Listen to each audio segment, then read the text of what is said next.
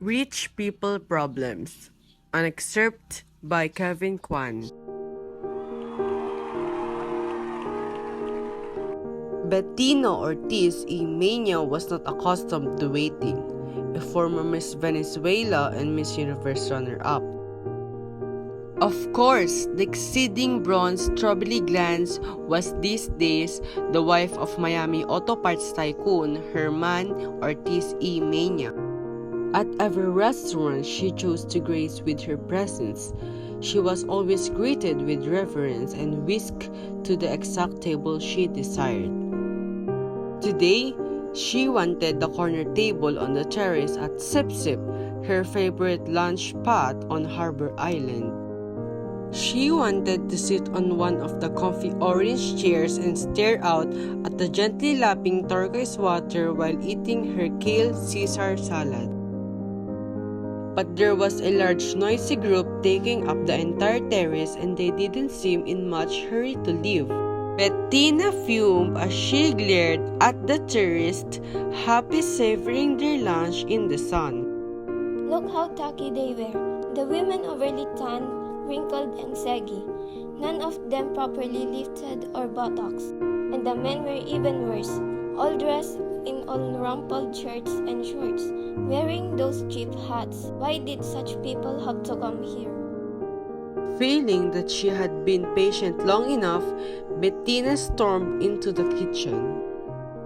The fringe on her crocheted Pucci kaftan top shaking furiously as she made a beeline for the woman with a shock of pixie-cut hair manning the main stove.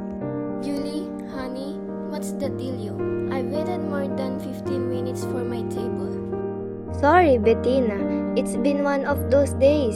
The party of 12 on the terrace showed up first just before you did.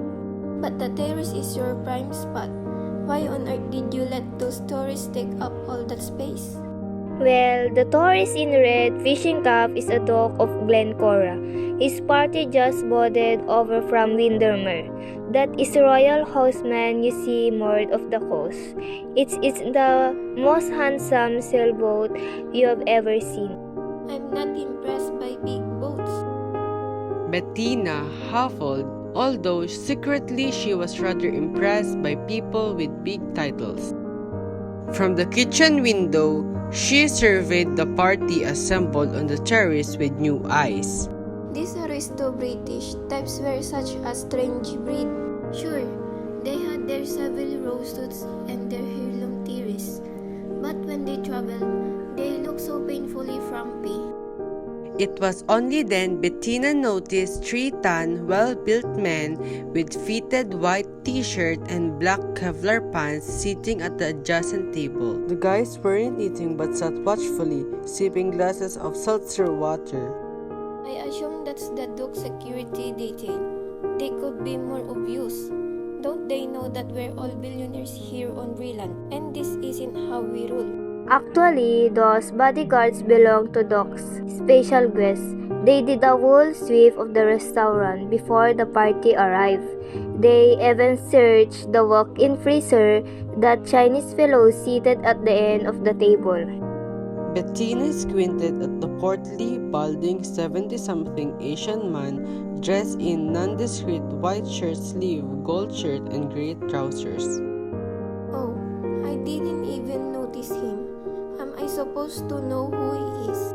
That's Alfred Chang. He looks like their chauffeur. Doesn't he look like that guy that used to drive Jane Wyman around in Falcon Crest?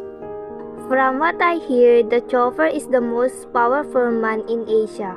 What's his name again?